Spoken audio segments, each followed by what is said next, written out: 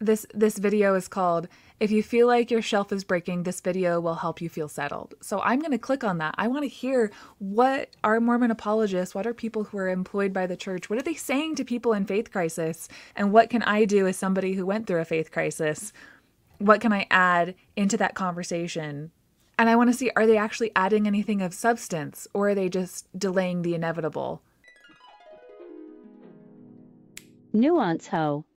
Hello everyone, and welcome to my YouTube channel. I am Kara Burrell. Sometimes I go by Nuance Ho, sometimes I make TikToks, and sometimes I just can't help myself and have to take down Mormon apologetics. If you haven't heard me on my rant about it before, it's the last pit stop on people who desperately want to know the truth. They want to sort out a tangled web of lies that they've been told, and then they go to a place like the video we're going to watch right now, and they're desperate for answers, where this person will be a source of comfort, of answers, and they're just left, tapping a dry well. What I want to do in this video is just get to the heart of what I feel like matters and cut through the BS. So I was on the YouTubes last night and came across a video on a channel called Called to Share. And I watch a lot of their videos, and I like to keep up to pace on what the Mormons are up to. It's sometimes very helpful when I need to find things to riff on. I saw this video, I looked up his name, and then I was like, dang it, Bill Reel and RFM already did this video. But thankfully they didn't. They did one about a different speech of his. This one is a more recent one. And he goes into basically how to find your way out of a faith crisis. And I want to ask questions. And this is just going to be me asking questions to a Mormon apologist, if they ever want to answer them, because people who have dedicated their lives, their families, their tithing, they've served missions, they've given up their life, they deserve better answers, to be honest, than what the church gives them a lot of times. I hope that if you are watching this, you will feel validated in that you're not taking crazy pills. It'll be more on the validation side and less on the lulz side. If you're looking at me and you're like, Kara, so what are we even watching today? There's a man that goes by the name of Jared Halverson, and I believe that he teaches at the University of Utah Institute. So he teaches religion for a living, paid by the church. And I saw the broadcast that RFM and Bill Reel did on Mormonism Live. No, in that broadcast, they go over a different video that he did, and he goes through this whole long list of classes that he teaches about, like, dealing with ex-Mormon arguments and fighting your way through faith crises. And it's like, you listen, it's like 10 different classes or something, and it's something he specializes in. And at some point, do people not get a little bit suspicious that you have to spend so much of your time convincing people that what they already know is true is true? There's not a whole lot of places where I need to constantly be bombarded with, I need to constantly go to classes about how to ignore facts in favor of my feelings. So Jared says that he has a YouTube channel, a whole podcast, a whole come follow me program. And he sounds like very much an expert in dealing with these arguments. And yet I am a mom who didn't wash her hair today from my bedroom. And I just can't help but point out the obvious, that even I, with no college training in any of these things, I can watch videos like this and easily pick apart what's wrong with these arguments. And I'm sure that you can too. This video is called, "If you feel like your shelf is breaking, this video will help you feel settled." So I'm going to click on that. I want to hear, what are Mormon apologists, what are people who are employed by the church, what are they saying to people in faith crisis? And what can I do as somebody who went through a faith crisis? What can I add into that conversation? And I want to see, are they actually adding anything of substance, or are they just delaying the inevitable? So I'm going to be brutally honest. But I mean, just to set intentions though, like, it's never my intention to make people leave their faith.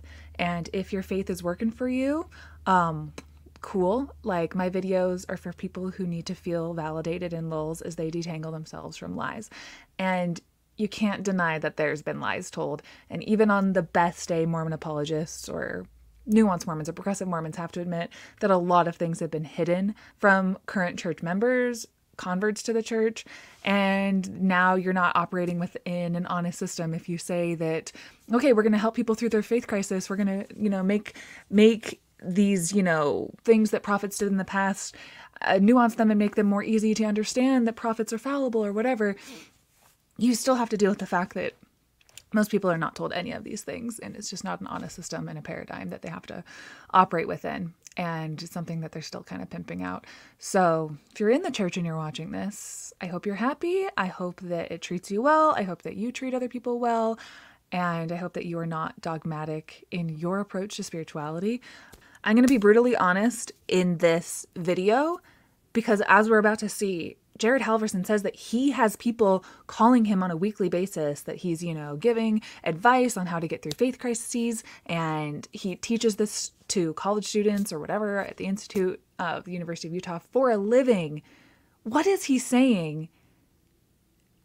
And if somebody is desperately searching for answers, is he giving them any kind of what I like to call what I got from Jonathan Streeter? Is he giving them any kind of steel tool in which to actually tell the truth from the fiction, or is he just spinning it with circular reasoning or rhetoric?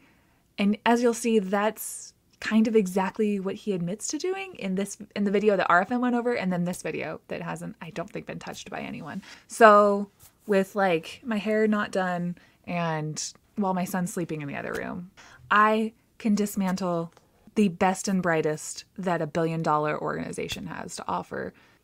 This is Jared Halverson, Billings, Montana, East Stake. This video, it's a fireside, has about 12,000 views on YouTube right now.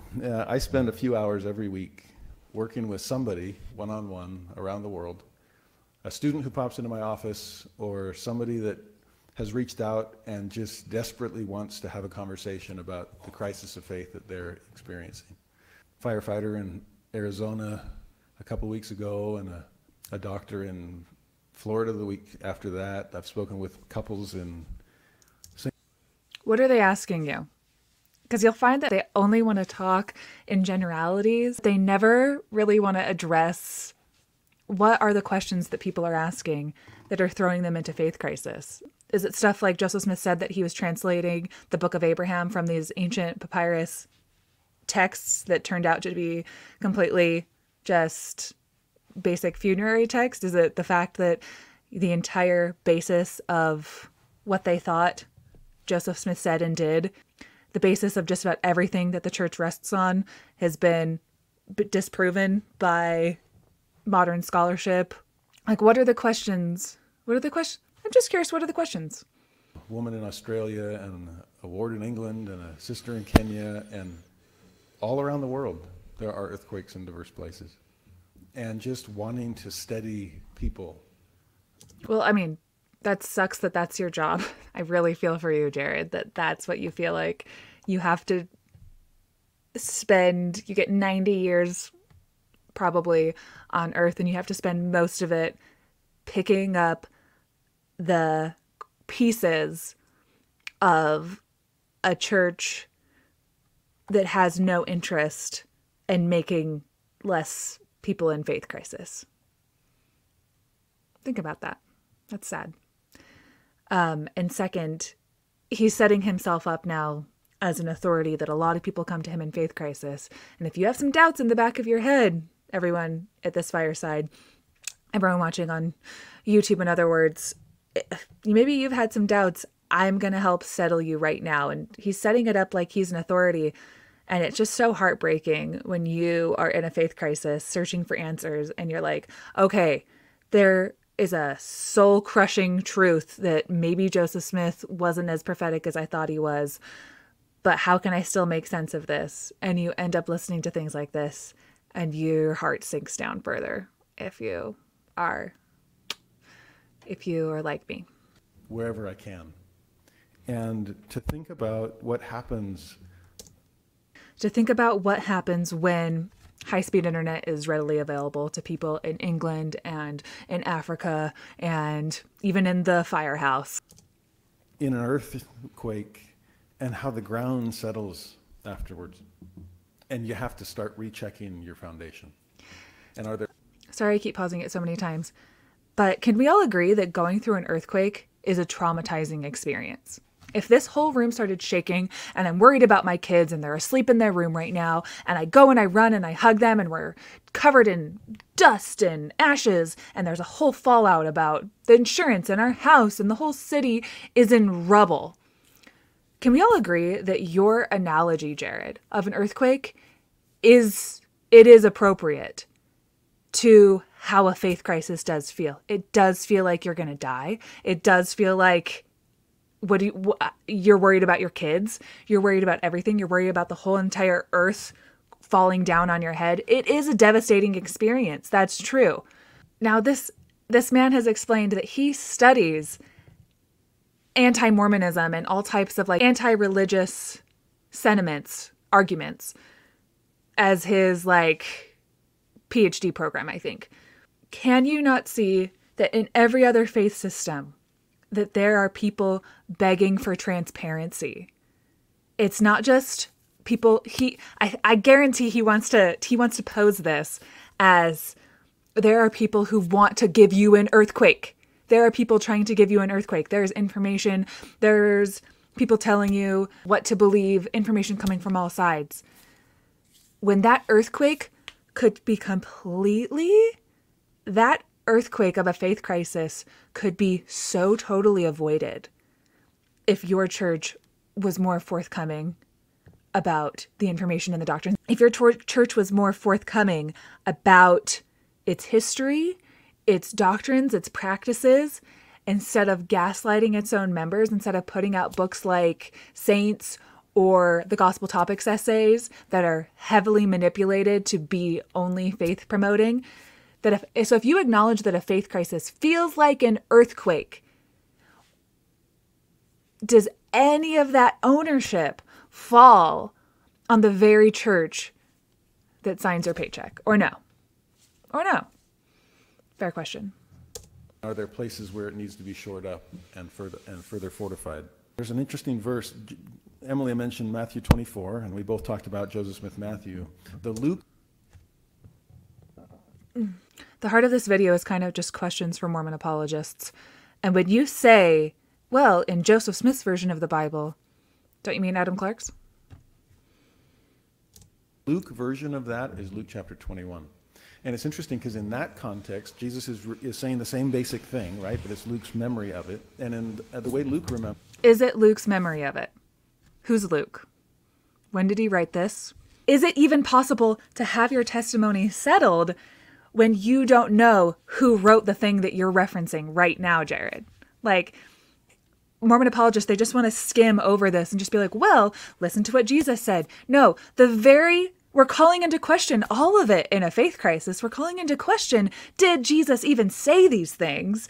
Do we have any reliable source of an eyewitness? Or is this written 60 to 90 years after this supposed figure even lived? But he wants you just to fall back on, well, at least we can trust the words of Jesus. Can we? I don't know. Can we trust the words of Jesus? If we can't, let's trust the words of Joseph Smith's translation of the Bible. Oh, that was stolen from Adam Clark's Bible commentary, as discovered by BYU, the very institution that is funded by the LDS Church. Okay, so can we trust the prophets and what they have to say about it? They say absolutely nothing meaningful about it. Great.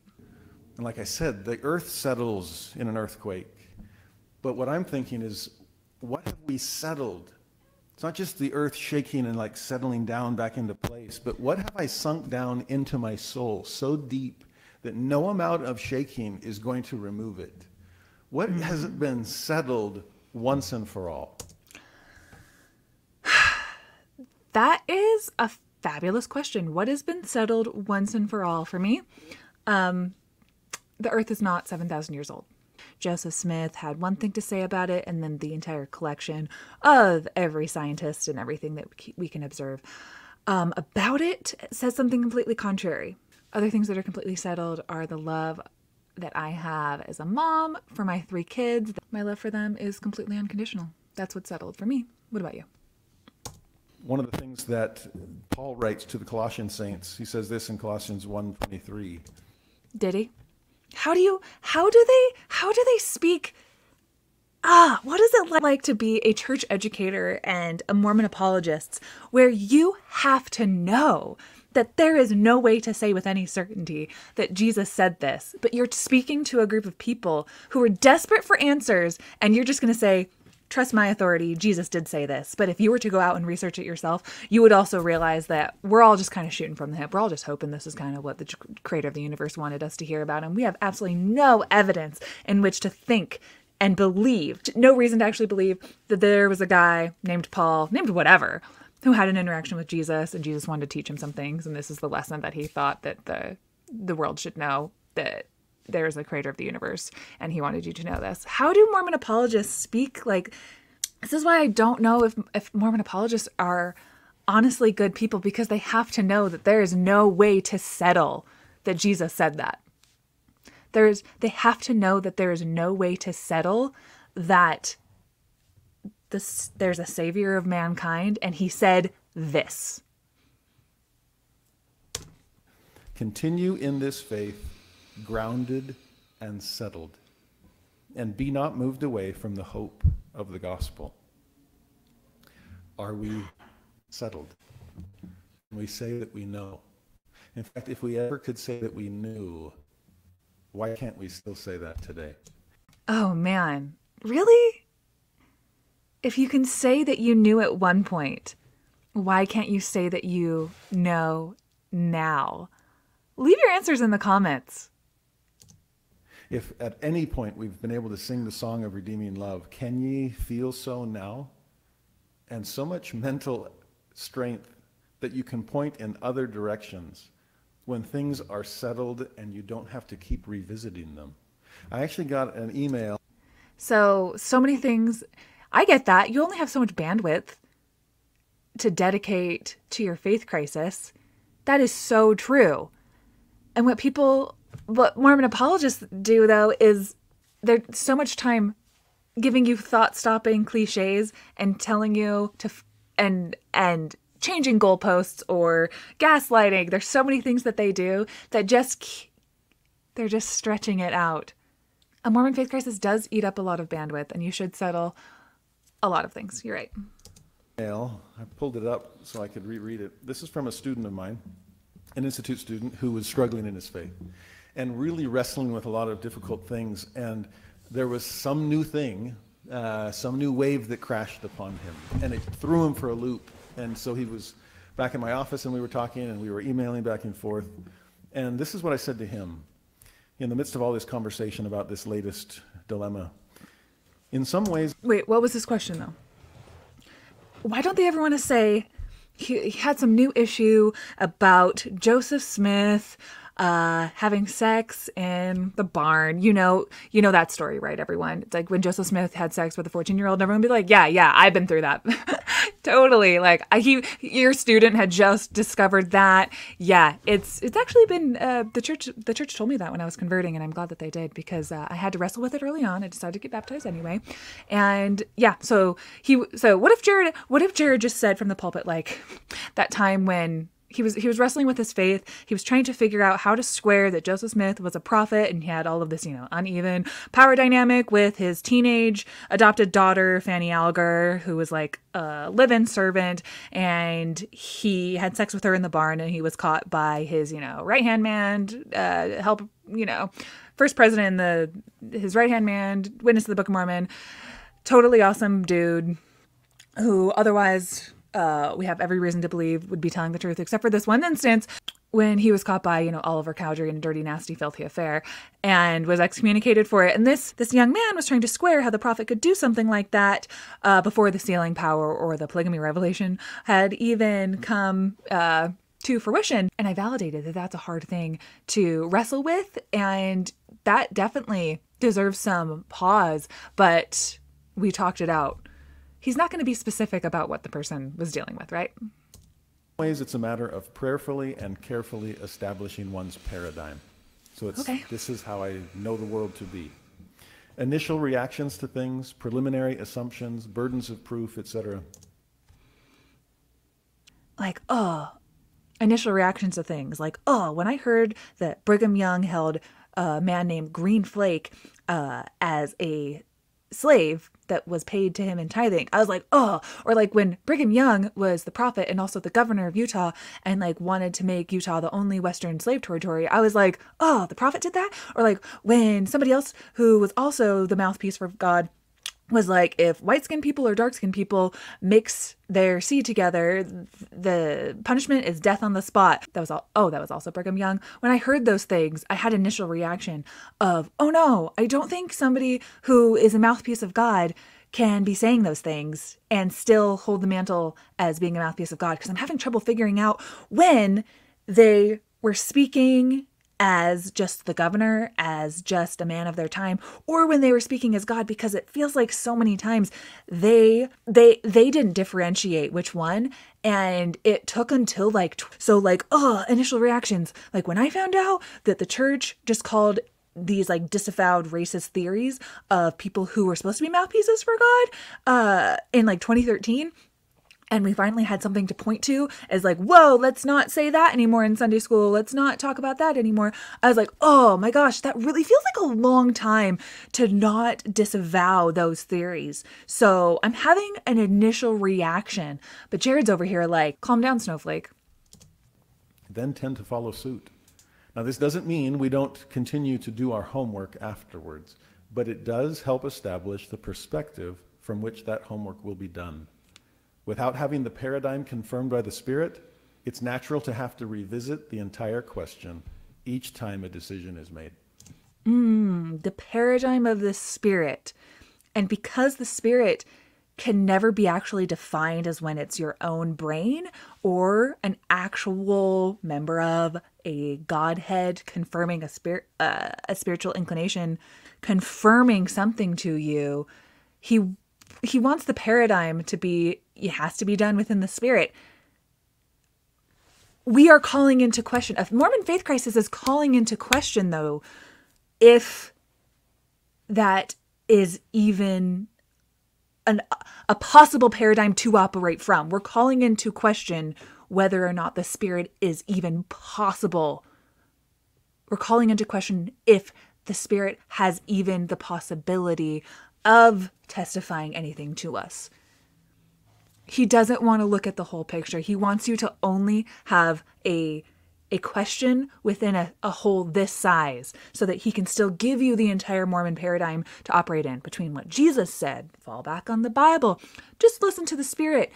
It is so unempathetic. It is so disingenuous. Talk about how to help someone in a faith crisis if you won't actually meet them at where their faith crisis is. If their faith crisis is calling into question, I can't tell the Spirit versus my own brain. I can't tell if this actually came from Jesus Christ, creator of the earth, or if it was just an oral tradition that was written and rewritten a million times by a bunch of different people with, maybe some political powers that they were looking for advancing.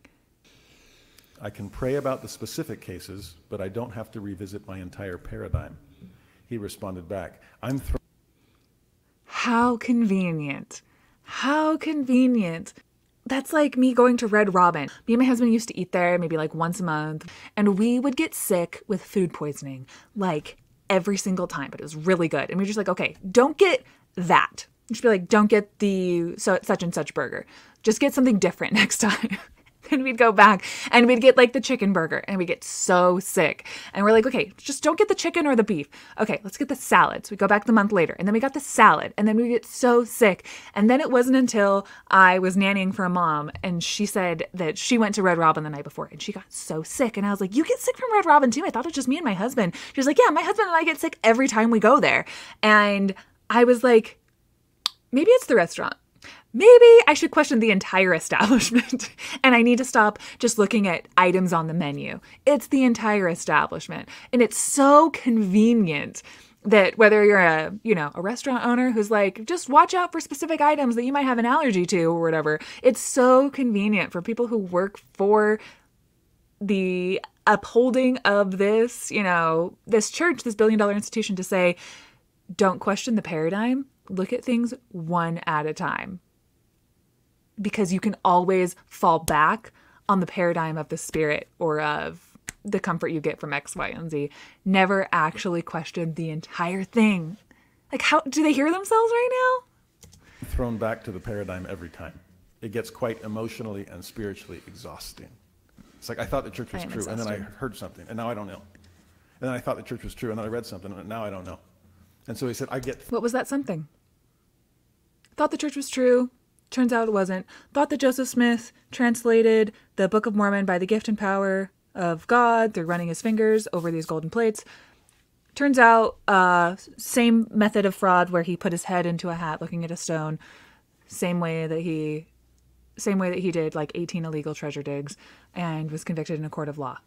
I heard that Joseph Smith translated it one way, and then I heard something else, and now I don't know if the church is true. He started this talk establishing that a faith crisis is like an earthquake.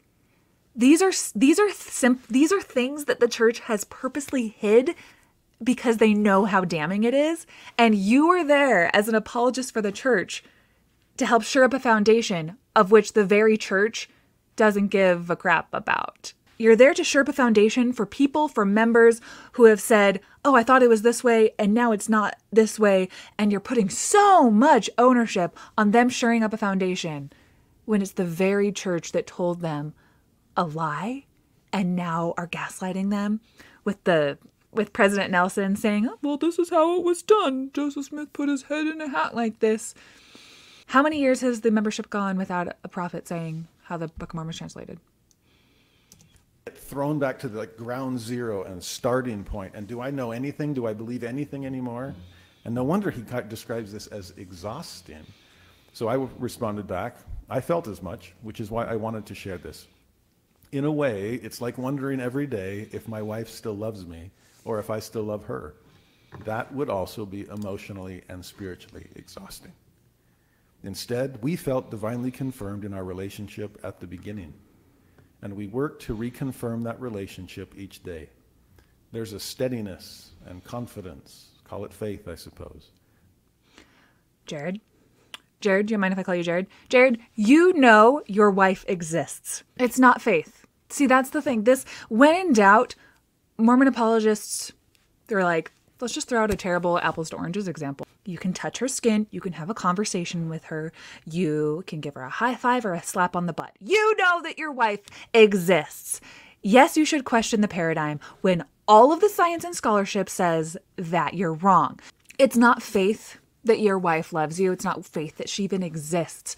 These are not comparable in terms of analogies. Your wife is a person you can have a conversation with, and your brain has nothing but data telling you that she exists. Furthermore, you can get signals as to her emotional state and her feelings towards you by how she's acting, by a lifetime of information gathering, which is what your brain is meant to do.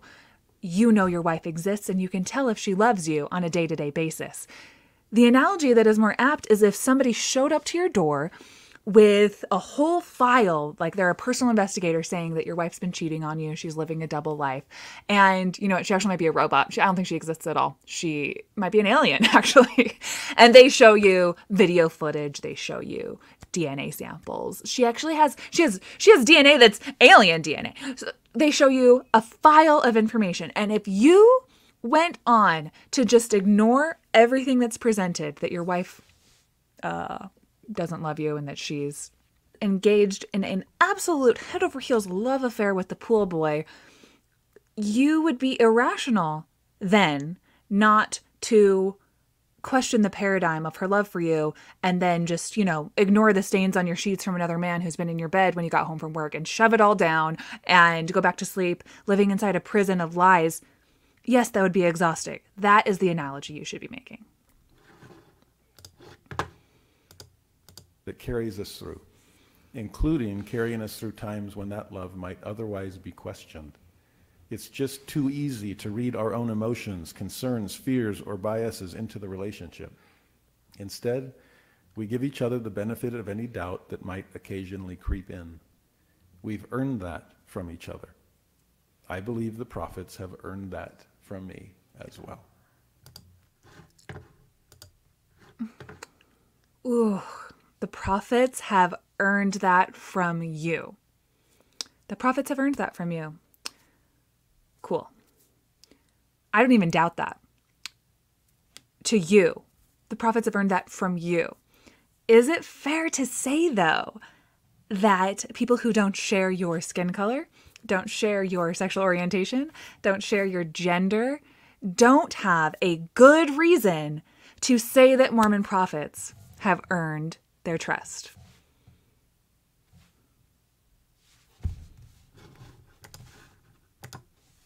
And he responded, "Thanks. I'd much rather be on a road trip than a roller coaster." And just feeling this is settled. It's established. It's grounded. I know. I have this woman that reaches out to me frequently. Her daughter is struggling in her faith, and she emails me like every week almost. And lately she's been, but my daughter's reading this book, and I'm really afraid about reading the same book. And I said, "Oh, I've read that book. It's a great book." What book is it? What book is it? What are the stories that they tell in there? There's nothing in that book that God didn't already know when he gave you a witness that this is all true.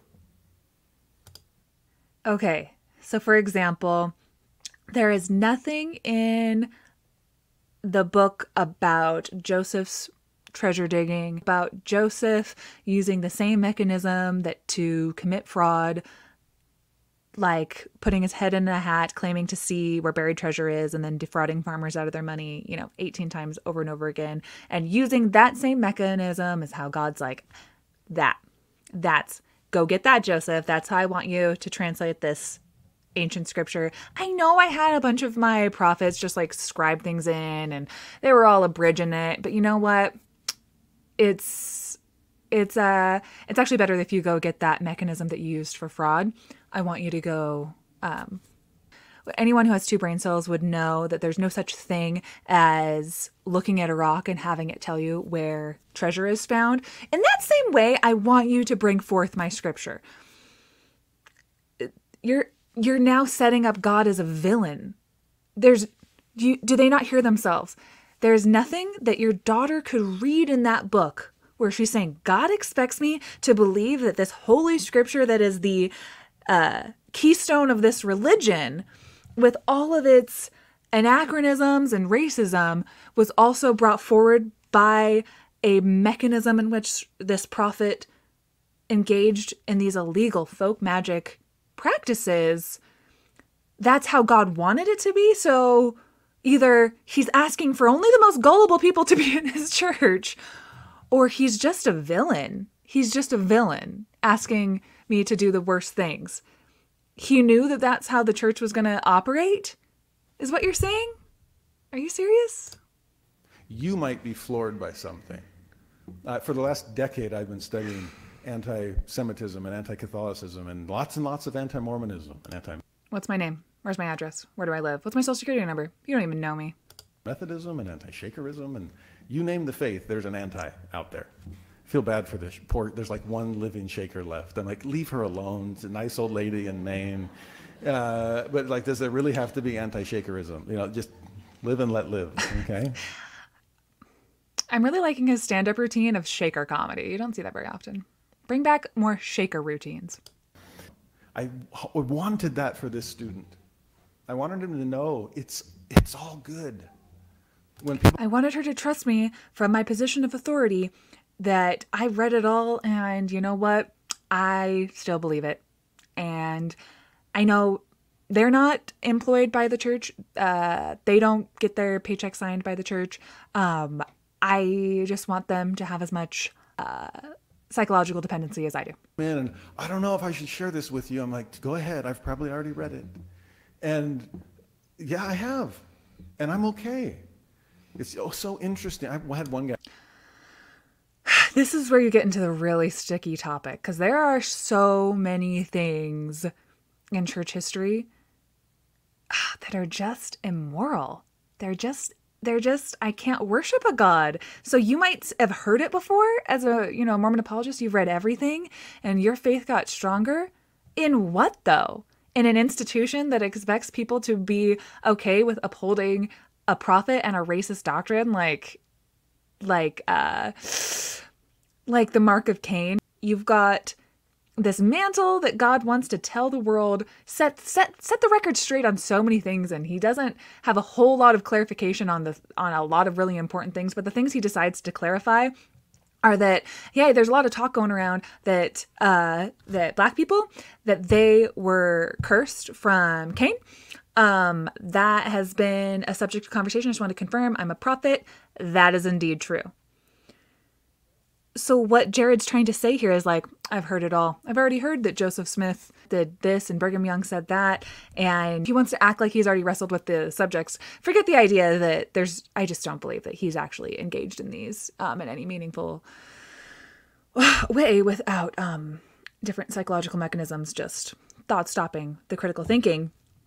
You're okay. You're okay with upholding a church whose authority was restored by Joseph Smith, the same Joseph Smith that said that Black people are cursed.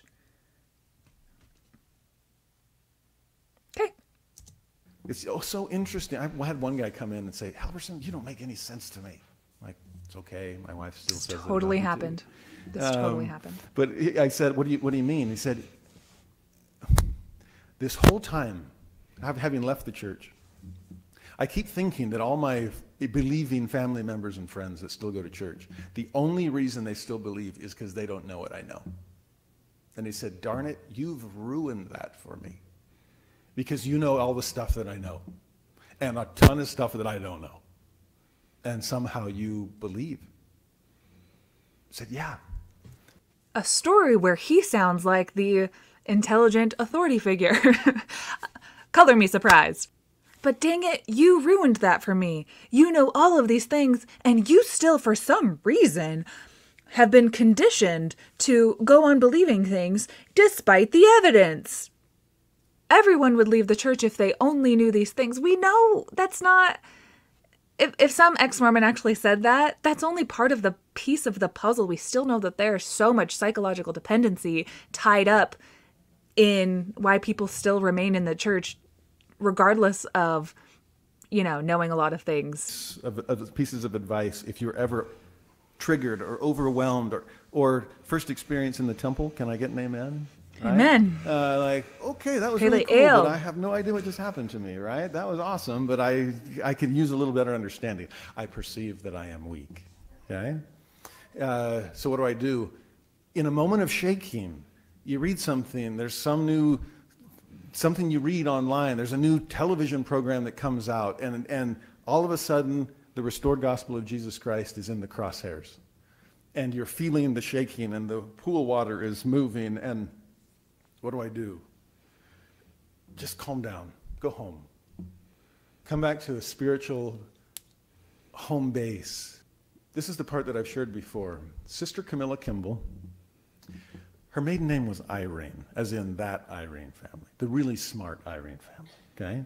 And so when Camilla Kimball talked about being a critical thinker and wanting to have answers to questions, she came by it honestly. It's in her DNA. Wait. Of all of the things you could... Roll clip. I didn't feel like finding a clip. I think it's more entertaining for me just to retell it to you.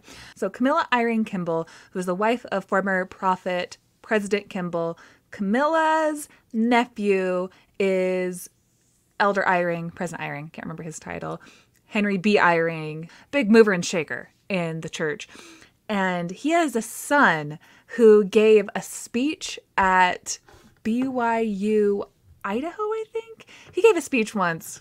Works at a law firm, I think is the story. And somebody comes up to him and is like, hey, did you know that your church has been proven false, and that the book of Abraham has been confirmed that it's just like some ancient Egyptian funeral texts that have nothing to do with what your prophet said, and that he was like, this character means this, but it actually means this, and now we have the Rosetta Stone and we can actually crack the code. And Joseph Smith, he actually completely lied that he was a translator, just FYI on that. And then son calls up his dad, who's a big mover and shaker in the church, Henry B. Iring, and he's like, Dad, what did I do? And this is being told to a whole huge gathering of faithful Latter-day Saints, is like, let me tell you what I told him. Let me tell you what my daddy told me to tell you and him. And then my dad said to me, well, son, have you read the Book of Abraham? Yes, I've read it many times. How do you feel when you read it? Good, I replied. Well, what other questions are there? And I never questioned my testimony again. My idol for critical thinking. Okay. Even if you're in a faith crisis, even if you're watching this is what I mean by cutting through the BS. Even if you're in a faith crisis and you want to search for answers, and your best bet is going to somebody who's Jared Halverson, who specializes in teaching classes on it, and even he can't recognize how obvious it is to not uphold the Iring family when that is one of their most famous quotes as not being the best critical thinkers. That's what I mean by, like, we're tapping a dry well here in Mormonism. It's painful. DNA. This is not somebody that just sticks her head in the sand when there's a question she can't figure out. But she's the one that came up with this metaphor that gets used all across the church, especially within circles of people who are leaving, where she talked about this shelf.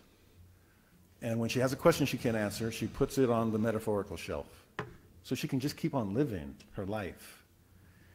Now, the people that hate that quote, that metaphor, are those that have left the church and said, to quote Sister Kimball, my shelf broke. Perhaps you've heard that from someone that's left the church. Well, my shelf broke. I kept putting doubts up there, kept putting up questions and couldn't answer them, and the whole thing just collapsed. Well, first of all, we don't hate it. We love it. Thank you, Kimball. It's a great analogy. Yes, we did just kind of put things on a back shelf. I have a shelf right behind my head. It's full of Mormon books, and it's got bookends of Brigham's face and Joseph Smith's face. So yeah, for a long time I shelved things. We thank Camilla Kimball for it. That's not the thing. Also, she had that great quote that goes, never suppress a generous thought. Thank you very much, Camilla Kimball. That was lovely. We don't hate it. It's just that we see it for what it is. We see that shelf item as somebody who, I mean, if you read the history of Camilla Kimball, she was extremely poor. And she had all these pursuits and all these aspirations to go to college and I think work in like the healthcare field, and then became married to Spencer W. Kimball. And just like the wife of a former prophet of the church does need to go on without examining the doubts. She does. Of course, she is the one to invent this metaphor for the shelf. If not her, who else? Like, she's exactly who you'd expect. Aspirational young woman gets tied to somebody, a man in the church who advances up the leadership ladder, tale as old as time. She has to shelve her doubts. Yeah, like, oh, at the beginning of this, he's like, Camilla Kimball, she's not somebody to keep her head in the sand. She's like, you got the wrong person. If anyone, we've got the right person. We've got the prophet's wife is obviously going to shelve everything. People who have left the church hate that quote, first of all, because they accuse Sister Kimball of being an ostrich that sticks her head in the sand. I'm like, an Iring? You got the wrong person there. She admitted, I'm a critical thinker. I just have to go on living. And if I can't answer something, I'm not going to pause and hold my present hostage until I find an answer. But she says, I'm going to keep searching. I'm going to keep learning. And eventually, as long as I keep coming back to the answer that my husband is actually the prophet. I'm going to keep asking, I'm going to keep searching, as long as I always come back to where I started, that this is the true church. Eventually it'll come. Now, it dawned on me in an interesting place. I was the only Latter-day Saint in a congregation full of people that didn't like me. And we were having a Q&A, which was always exhilarating. And they were asking about, how could I say I'm the only true church and blah, blah, blah. And I said, no, your church isn't false. It's only incomplete. And then the look on their face, I'm like, they didn't like that answer either. Okay, so what do I say now? Kind of like spin control. Yes, you're not false. You're just incomplete. Yikes. And so is my church. And then I'm like, what? No, we have the fullness of the gospel. So I'm up here like, what am I saying? And then it hit me. Are you saying that when you're not surrounded by yes men and you're not surrounded by people in your in-group and there are people who are actually doubting the authority in which you proclaim to speak with, that your same old paradigm does not hold up. Fascinating. And I quoted to them the ninth Fascinating article of faith. admission. It starts with we believe, you know that one. 3 parts. We believe in all God has revealed, that's Revelation past. We believe all he now reveals, that's Revelation present. And we believe that he has yet to reveal many great and important things pertaining to the kingdom of God. That's Revelation future. And I said, that's where we're incomplete. Because if there's things God is saving that he hasn't yet revealed even to us, then I guess we're incomplete even in our fullness. But we believe that it will come. You believe that it will come. So you're hopeful that it will come. Like what to do about the gay issue. The fact that, Gen Z's approval and participation in the queer community is on track to end your church, basically. I hope for your sake and for all of our sake, an answer comes very soon on what to do about people with different sexual orientations, because the data and the evidence that, people's sexuality has a much broader spectrum than just what the proclamation to the family says. We came from a Father in heaven. Those things are just not holding up anymore. So you should really hope that the answers are going to be a lot more clarified so less people die. And that's when it dawned on me, Sister Kimball, you were a genius, but there's 3 shelves, not just one. And the shelf you were describing, where you put the questions you couldn't answer, that's just shelf 3, Revelation yet to come. And then it hit me, our attitude toward shelf 3 is based on what's on shelf 2 and shelf 1. That's what makes all the difference. Think back to what Jesus said. Ponder upon the things that I have said. That's review shelf 1. Pray and ask about what I've said to you. That's shelf 2. Right now, present revelation. And then prepare your minds for the morrow because I come back to you. That's revelation yet to come. That's 3. And more than that, we have prophets and apostles through whom it will come, since that's how it's always come in the past. So that's how it's always come in the past. That's how, because he's talking to a group of people who, do not believe in this faith, and he's saying to them, they're saying, you believe that you're better than us. And he's like, no, it's just that we're the only true church that exists on the face of the earth. They're like, huh? And he's like, because we have the fullness of the gospel more than you guys do. But then if you were like, but do you have answers about what to do about gay people? Or weren't you super racist for a really long time while the civil rights movement was completely charging forward? You guys were stuck 30 years behind. And he has to be like, no, did somebody pull up a Wikipedia on their phone? Get that out of here. The very premise he's saying that we are better than other churches is because we have more light and knowledge. And if you just look at our past, that will be clear to see. I would like to see what meaningful things did Brigham Young do when he's instituting things like blood atonement or Adam God doctrine that he said, boop, this is beamed down from heaven, straight from God. Or the Adam God doctrine, where Brigham Young saying, I got the true nature of God for all of you guys to understand now. And everyone in the entire church membership's prayed about it. Spirit told me that it's true. That's something in the past that was added, further light and knowledge that would make all the other churches and denominations around the world sit back and go, wait, the Mormons have something? Oh, wait, they abandoned that doctrine when they a new prophet, because their new prophet supersedes the other one. You are more true of a church because if you look at what the past, that is the least true thing that you have said all night, Jared. That you, hey, all you non-believing people of different faiths, you will know that this church is the true one by looking at the past and see what all of the prophets have done and revealed, and you will know that this is the true church.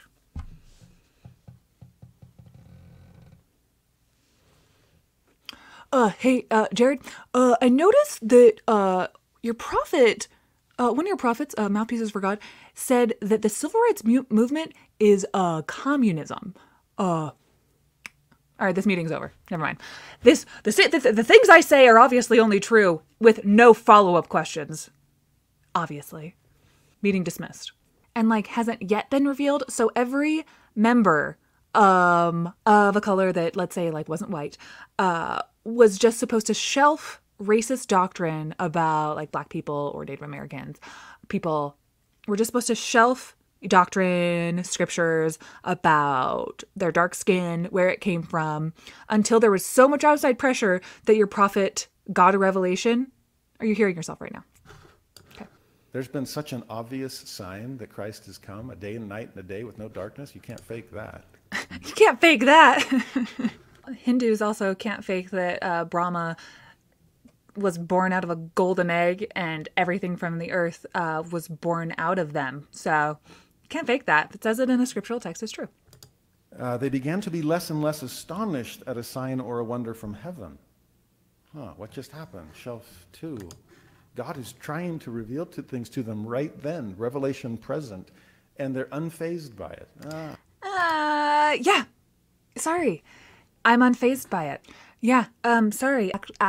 That is an absolutely accurate assessment. I think all of us who had a faith crisis around 2020 are unfazed by Russell M. Nelson's supposed prophetic leadership, especially during a global pandemic.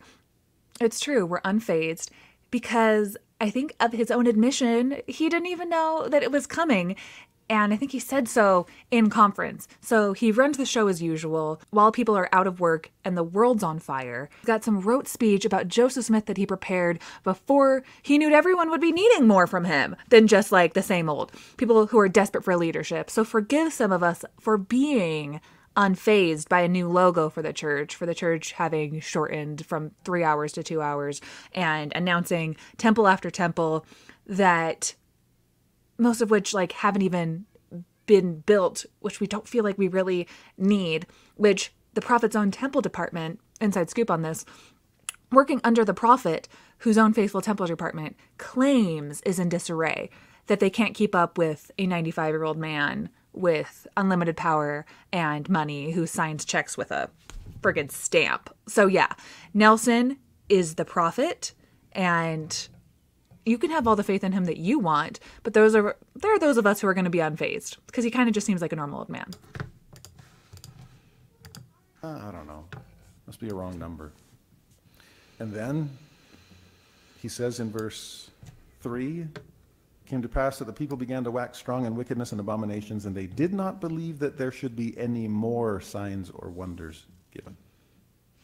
Now what's their attitude towards shelf 3? He's never going to answer those questions. That's why the shelves collapse.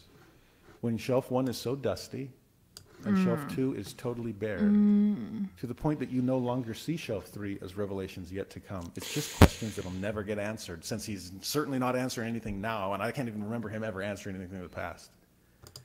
It's just so ironic that he started this talk talking about being a critical thinker and then very non-self-aware showing us his protection mechanisms, explaining how he continues to believe patently false things in the face of data and scholarship like it's a virtuous exercise. Just want to chime in with that. Oh, it's amazing how forgetful we become. Whereas I've challenged my students to do this on occasion.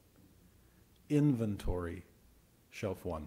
See, he's acting like this is again the dishonesty of Mormon apologetics when they're talking. This is why I wanted to do this video in the first place, because there are people going through this earthquake, this earth-shattering paradigm shift of everything that they've been told might not be true anymore. And instead of actually engaging with the arguments, they want to shift the goalposts.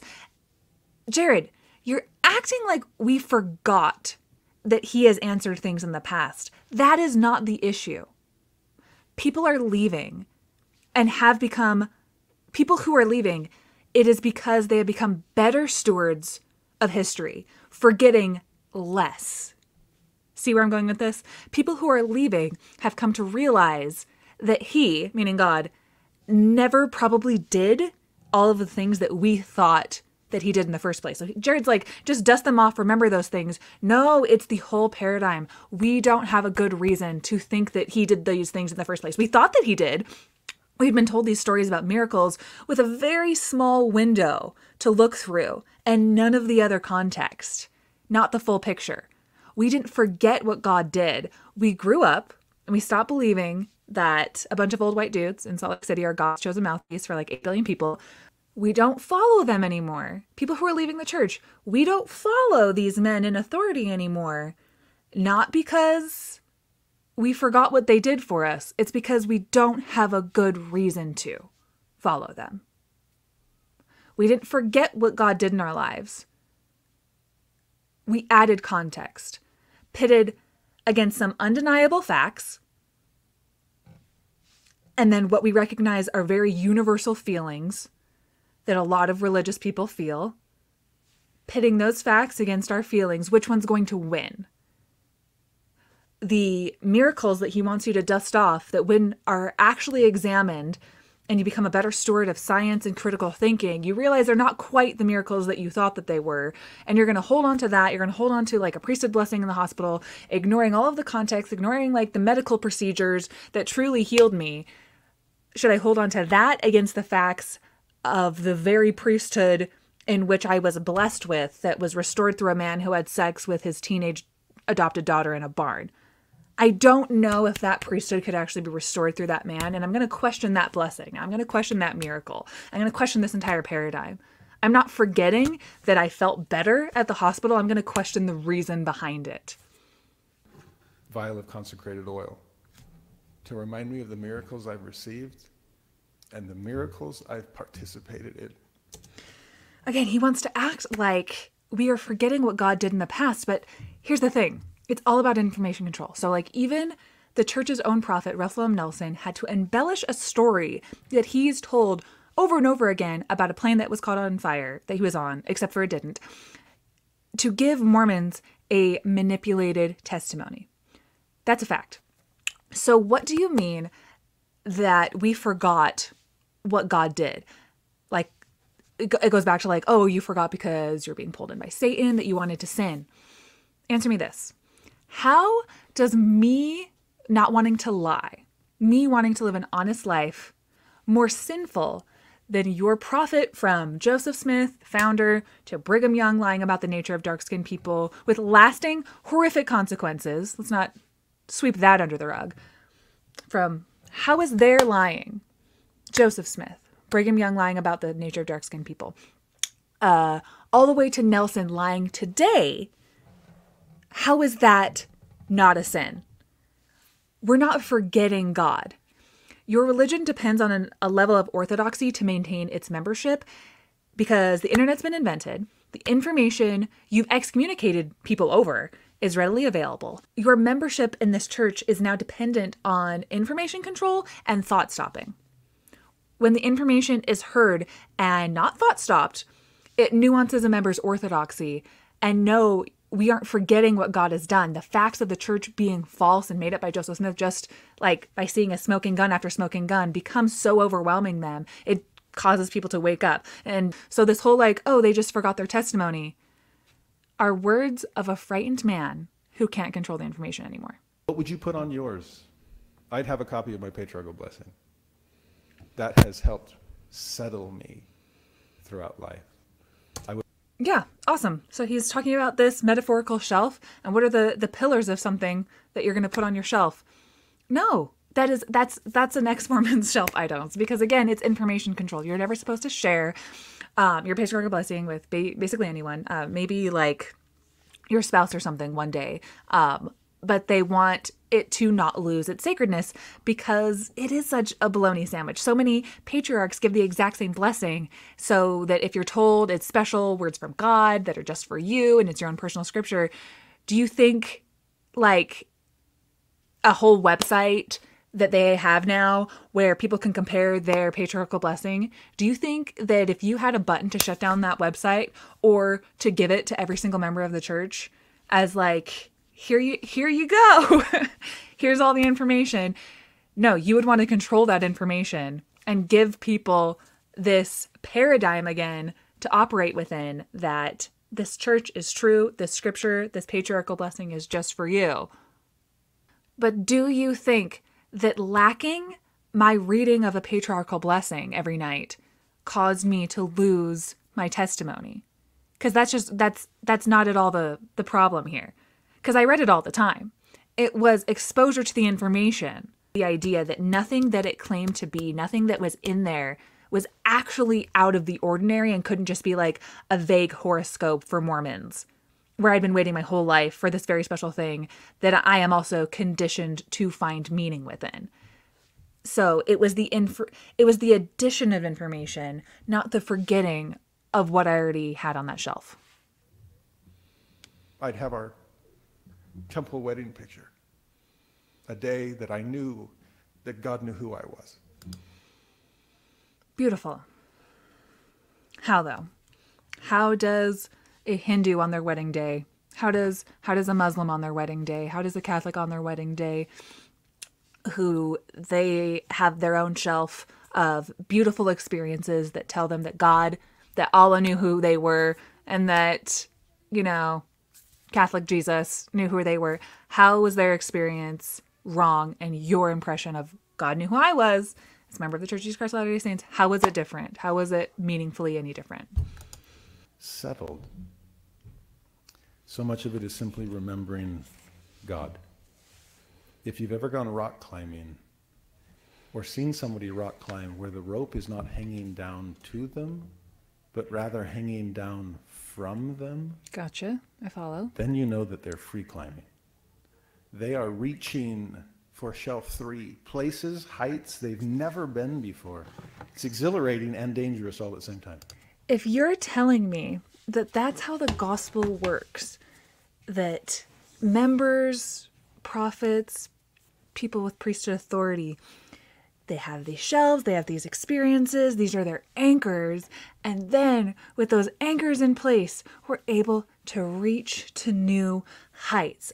Jared, I want you to imagine how, yes, unfazed we are by the new heights that the church reaches when it's like 30 years behind the civil rights movement. It's like watching my toddler jump off of the sidewalk curb and going like, wee! For them, it's a big deal, but people who have bigger, more expansive versions of spirituality and love, you see things much brighter and broader of what is possible than just 15 men in suit coats and ties. Whew. Okay, continuing. They've never been before. It's exhilarating and dangerous all at the same time. The question is, does the rope hang straight down to the ground? Because one slip, one false move, and you crash all the way down to ground zero. Whereas if the rope is hanging sideways, where you clipped into an anchor bolt, fixed in the stone, and now I'm trying to get beyond it to reach another place I can lay another anchor. Not my fault. I'm so sorry. Oh. But if I'm only 3 feet above and I slip, I only fall 6 feet. What are your anchor bolts? What experiences have you had where you just know? Okay, you slip and fall. Okay, so you're raised in this religion and you are 40 years old and your teenage child comes to you and they say, Mom, Dad, I'm gay. And you feel like, no, like I did everything right. Like we read the Book of Mormon every day. Like we got married in the temple. This child is born in the covenant. Obviously you're not gay and we're just going to like send you to some type of therapy. Whew, for a second, I thought that everything that I'd been told about like gender and sexuality might not be true because my child is obviously like very faithful in the church and they go to seminary. And none of the things that I believe about what causes somebody to be gay is actually true anymore. And I'm feeling like I'm slipping in my faith and whoa, boom, anchor bolt. When I was at youth conference, when I was 14, a bunch of us cried while bearing our testimonies. And now my kid's going to go to conversion therapy. Like the anchor bolts that are in Mormonism are just sometimes so frivolous for a wide majority of people. But then I know there's also going to be people who are like, wow, there's undeniable things about my testimony that I can't even tell you the stories that they're so sacred. And I have to say, yeah, I believe that your brain interpreted an experience that way. I believe that something within you gave you comfort and it is absolutely within you labeled as a spiritual experience. My mom talks about stories about when she was praying to know if the church was really, really true. When she was like 18 or something, she fasted for 3 days and she prayed at her bed and she like was violently shaking. And she felt like since that moment, it was like an anchor bolt because that was like a jolt of lightning for her because that meant for sure the church is true. yeah, I understand that that's an anchor bolt, but what if somebody on the opposite side of the country or the opposite side of the world had the exact same experience, but they were praying about the Jehovah's Witness church or to know if they should become Muslim or something? There is more logical explanations for your anchor bolts than just God is absolutely down with racism for a really long time until it becomes out of style. Like the amount of absurdities and things that you have to believe that are just irrational over simple explanations for those anchor bolts is just something that Mormons don't want to process. So that no matter what comes and whatever shaking happens and slipping as you're waiting and reaching for shelf number 3, what will hold you? I'm grateful for the things that I know will hold me. Okay, thank you, Jared, for spending time with us. Thank you for sharing. Now we're going to go full screen. Jared and people like him who are apologists for the church, just basically they admit without realizing what they just said that the cornerstone of their shelf is psychological dependency on it. It's just obvious. And he's saying, this is how I sort things out. I have this metaphorical shelf here. I have this metaphor here. You have to operate in this fantasy metaphor land to be able to take events, label them with meaning, your conditioning around it, and then put it like a trophy on a shelf to never actually examine with critical thinking. Does that strike anyone else as weird and obvious and just not very self-aware that they can tell people, this is the fantasy land that I live in? Do you want to also try it out? This is the make-believe paradigm that I live in. This is how I sort out obviously untrue things, and I just put them on like they're like little trophies. And if somebody comes up to you and say, hey, that's not a trophy for like winning the Little League World Series, that's a piece of dog poo on a stick that's solidified and that you wrote your name on, you say, get out of here with that, or religious intolerance. Because, yeah, I could share some really beautiful stories about what I would have considered my anchor bolts, my little trophies to put on shelf 1 that I dust off and that were like, yeah, big anchors and pillars of my testimony. But that was all within a worldview that's only about that big. And all of the other, data was either unavailable or was all clouded in psychological dependency on ignoring the data. I lived an amazing 29 years in the church, and I have beautiful journals of spiritual experiences and things that were definitely like my anchors. Say things like, there's absolutely nothing that could shake my faith in this church or Jesus Christ. But the thing that people in the church don't want to hear is that is the sentiment of somebody who's not interested in the truth. They're only interested in their psyche remaining comfortable and still in a space of stagnation instead of a space of growth. And so once I started to realize how my beliefs were harming the people that I loved, those anchors became a source of stress and not a source of hope and inspiration, because the bigotry that I was taught within the church, for instance, I made a really weak anchor. It's not a good thing to anchor your life on. So, hey, people are going to search for meaning in what they want to find meaning in. People are going to live their lives in so many varying different ways. And my parents, they are converts to the church. They found something within the church that gave them meaning and purpose. And I think that overall they're better people for it from the spot that their lives were in at the time. So it's hard for me to say all of this without also just kind of nuancing it and speaking my piece, that I understand that people join religions that have all kinds of lies told within them that can still serve better purpose. It is only with the application of those principles or those dogmas when they force people into boxes that they cannot thrive within, whether it's their children, their spouse, people having good spiritual experiences within it, people turning their lives around or getting off of, smoking 4 packs of cigarettes a day, people doing Mormon helping hands and cleaning up after a hurricane. All of the things that could be anchors in somebody's testimony are nice.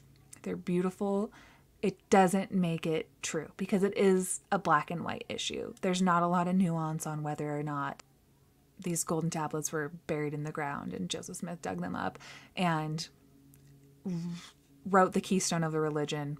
So in summary, what I think we learned today is that if you were born into a religion and you believed it at one time based on limited information, according to Jared Halverson, why would you ever not believe it now? If you're having, just like switch it out one thing for another. If you're having doubts about like the temple, just switch that out, that bad feeling out for a time when you were, healed by the power of the priesthood and your dad gave you a blessing to recover from the flu. And then like 3 days later, you were better. You're fine. Just remember that anchor.